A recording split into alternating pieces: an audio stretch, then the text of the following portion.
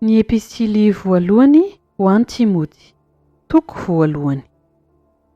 Paoly, apôstôlon'i Kristy Jesosy, araka ny didin'Andriamanitra, mpamonjy atsika sy Kristy Jesosy fanantena antsika, mamangy an'i Timoty, tena zanako amin'ny finoana, fahasoavana, famindrapo, fiadanana avy amin'Andriamanitra iray sy Kristy Jesosy tompontsika.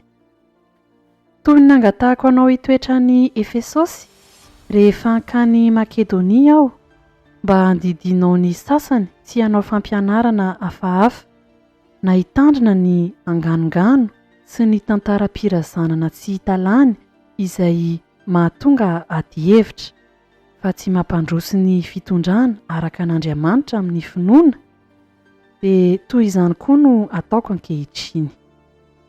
Fa ny antony didy dia fitiavana avy amin'ny fo madio sy ny fieritreretana tsara ary ny finoana tsy mihatsara velatsia, izay niviliany sasany ka nany ho amin'ny tary foana izy. Dia olona izay te ho mpampiana-dalàna kanefa tsy fantany akory izay lazainy na izay hitompony. Nefa fantatsika fa tsara ny lalàna raha entin'ny olona araka izay antony. Ka fantany fa tsy ny olona marina no nanovana ny lalàna, fa ny mpandika lalàna sy ny maditra, dia ny tsy matahotra an'Andriamanitra sy ny mpanota, ny olona tsy manaja izay masina sy ny olona vetaveta, ny mpamono ray sy ny mpamono reny, ny mpamono olona, ny mpijangajanga, ny sodomita, ny mpangalatra olona, ny mpandainga, ny mpianitsy to, ary na inona manohitra ny fampianarana tsy misy kilema. Araka ny filazantsara ny voninahitr'Andriamanitra, finaritra, izay natolotra ho adidiko. Misaotra ny Kristy Jesosy tompontsika aho, izay nampahery aiko fa nataony mahatoky aho ka notendreny ho amin'ny fanompoana. Dia izao izay mpiteny ratsy fahiny sady mpanenjika sy mpampahory, kanefa nahazo famindrapo aho satria tamin'ny tsy fahalalana no nanovako izany noho ny tsy finoana. Fa be indrindra ny fahasoavan'ny tompontsika tamin'ny finoana sy ny fitiavana izay ao amin'ny Kristy Jesosy. Mahatoky ka tokony ekena amin'ny fankasitrahana rehetra izao teny izao. Tonga tetỳ ambonin'ny tany Kristy Jesosy hamonjy ny mpanota, ary amin'ireny izao no lohany. Kanefa izao no namindrana fo tamiko dia ny mba hasehon'i Jesosy Kristy eto amiko, izay lohany ny faharim-po rehetra ho fianarana ho an'izay ino azy ahazahoana fiainana mandrakizay. Ary ho an'ny mpanjaka tsy manan-taloha, tsy mety maty, tsy hita, dia ho an'Andriamanitra tokana ihany anie ny laza sy ny voninahitra mandrakizay. Amen. Izao didy izao no omeko anao ry Timoty zanako, araka ireo faminaniana natao fahiny ny aminao ireo, mba ho entinao miady ny ady tsara ireo. Amin'ny hitananao ny finoana sy ny fieritreretana tsara, izay efa nariany sasany ka toy ny olona vaky sambo izy ny amin'ny finoana. Naman'ireny Himeneo sy Aleksandra, izay natolotro ho an'ny Satana mba ho faizina sy hiteny ratsy. Ny epistily voalohany ho an'i Timoty, toko 2. Koa mananatra antsika indrindra aho, mba atao izay fangatahana, fivavahana, fifonana, fisaorana ho an'ny olona rehetra, ho an'ny mpanjaka mba amin'izay rehetra manana fahefana, mba hiainantsika miadana sy mandry fa izay amin'ny toe-panahy araka an'Andriamanitra sy ny fahamaontinana rehetra. Izany no tsara ka ankasitrahana eo imason'Andriamanitra, mpamonjy atsika, izay tian'ny olona rehetra ho vonjena ka ho tonga amin'ny fahalalana ny marina. Fa iray no Andriamanitra, ary iray no mpanalalana amin'Andriamanitra sy ny olona, dia Kristy Jesosy izay olona. Sady nanolotra ny tenany io avitra hisolo ny olona rehetra, dia zavatra ho fitory amin'izao andron'izao. Mba hanao izany no nanendrena ho mpitory sy apôstôly. Milaza ny marina fa tsy mandainga. Ho mpampianatra ny jentilisa amin'ny finoana sy ny fahamarinana. Koa tiako ny lehilahy hivavaka eny tontolo eny, manandra tanana masina, tsy amin'ny fahatezerana na amin'ny fifandirana. Ary toy izany koa ny vehivavy, hiravaka amin'ny fitafiana mahamendrika mba amin'ny fahamaontinana sy ny fahononan-tena, fa tsy amin'ny volo mirandrana sy ny volamena, na vatosoa, na fitafiana sarobidy, fa amin'ny asa tsara araka izay mahamendrika ny vehivavy manaiky ny fivavahana amin'Andriamanitra. Aoka ny vehivavy hianatra mangingina ka anaiky tsara, fa ny vehivavy tsy avelako hampianatra na hanapaka ny lehilahy fa angina ihany. Fa Adama no natao voalohany vao Eva, ary tsy Adama no voafitaka, fa ny vehivavy no voafitaka dia tonga mpanota. Nefa hovonjena ihany izy amin'ny fiterahan-jaza raha maharitra amin'ny finoana sy ny fitiavana ary ny fahamasinana mba amin'ny fahononan-tena. Epistily voalohany ho an'i Timoty, toko 4. Mahatoky izao teny izao: raha misy olona maniry ny asan'ny mpitandrina dia maniry asa tsara izy. Koa ny mpitandrina dia tsy maintsy ho tsy manatsiny, manambady tokana, mahony tena, endry, tia filaminana, mampiatrano vahiny, mahay mampianatra, tsy mpimamo lianady, tsy mpikapoka fa mandefitra, tsy mpilahady, tsy mpitia vola, manapaka tsara ny ankohonany, mampanaiky ny zanany amin'ny fahamaontinana tsara. Fa raha misy olona tsy mahay mitondra ny ankohonany, ataony ahoana no fitandrina ny fiangonan'Andriamanitra? Tsy izay zaza vao amin'ny fivavahana, fandrao hieboebo foana izy ka ho latsaka amin'ny fahamelohan'ny devoly. Ary tsy maintsy ho tsara laza koa amin'izay eny ivelany izy, fandrao ho lavo amin'ny fananantsiny sy ny fandriky ny devoly. Ny diakona koa toy izany ihany, ho maontina, tsy miroteny, tsy didy vahibe, tsy tia harena maloto, mitandrina tsara ny zava-miafina ny amin'ny finoana amin'ny fietreretana madio. Ary aoka izany toetra ireo aloha dia vao hanao ny asan'ny diakona izy raha tsy manan-tsiny. Ny vehivavy koa ho toy izany ihany, maontina, tsy mpanendrikendrika, mahony tena, mahatoky amin'ny zavatra rehetra. Aoka ny diakona samy hanambady tokana sady hanapaka tsara ny zanany sy ny ankohonany. Fa izay efa mahavatra tsara ny asan'ny diakona dia mahazo toerana tsara ho an'ny tenany sy fahasahiana be amin'ny finoana izay ao amin'ny Kristy Jesosy. Izany zavatra izany dia soratako aminao, na dia manantena ankaty aminao faingana azaho. Fa raha tratrela aho dia ny hahafantaranao izay fitondran-tena mety atao ao an-tranon'Andriamanitra dia ny fiangonan'Andriamanitra velona sady andry sy fiorenan'ny fahamarinana.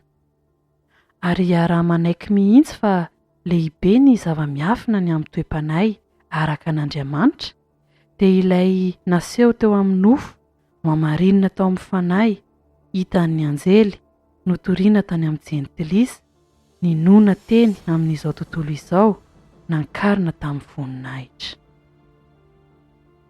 Epistily voalohany ho an'i Timoty, toko 4.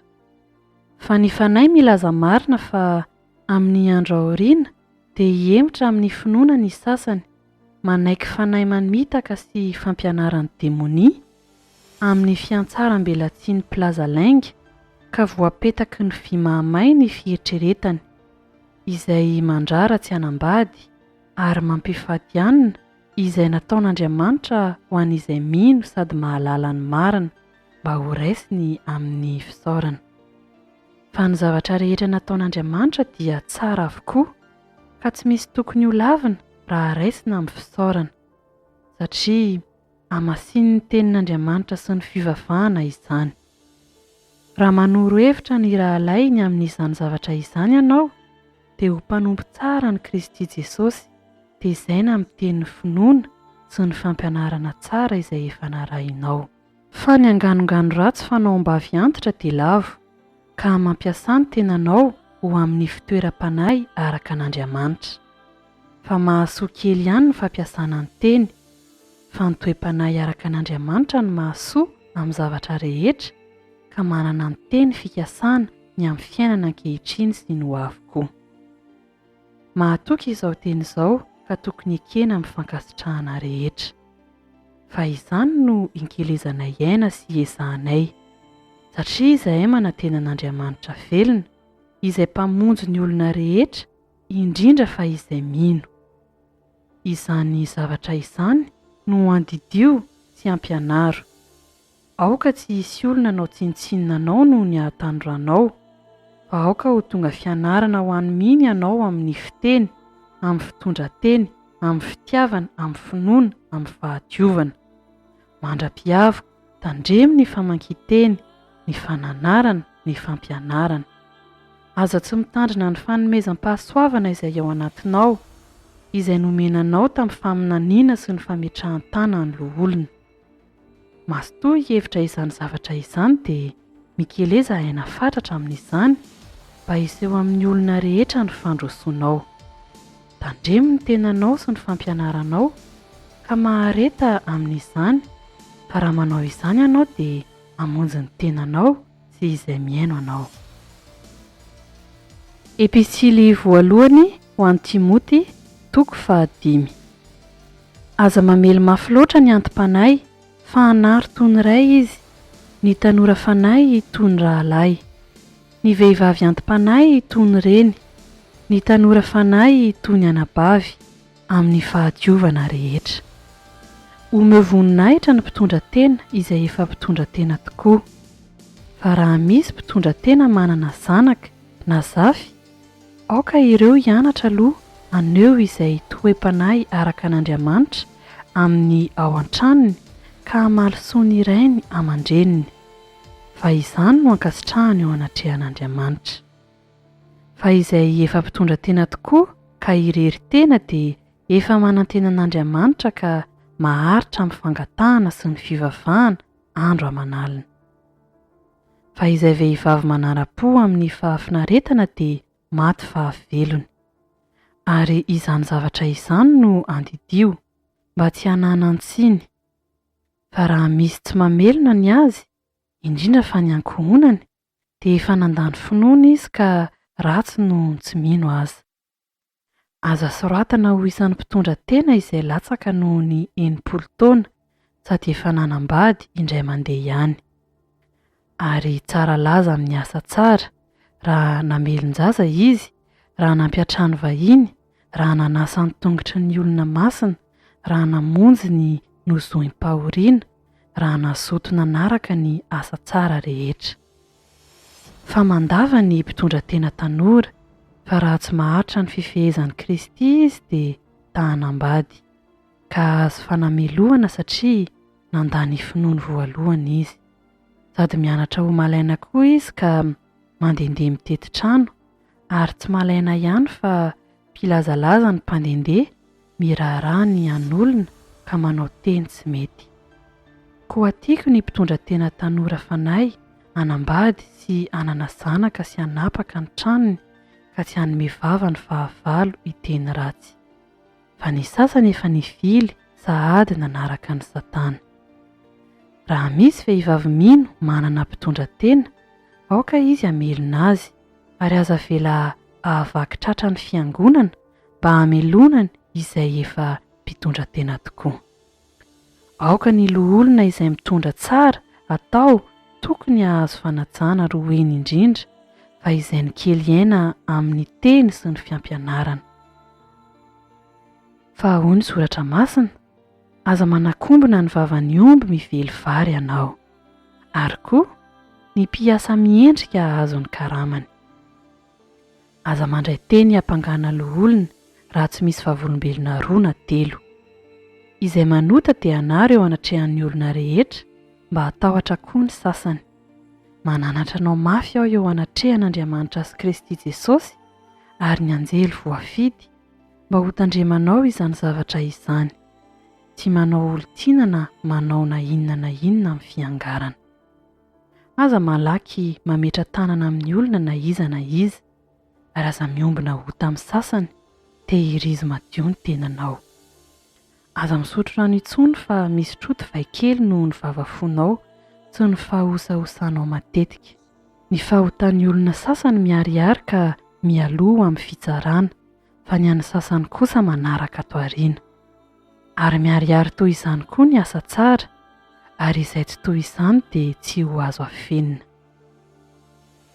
Ny episily voalohany ho an'i Timoty, toko 9.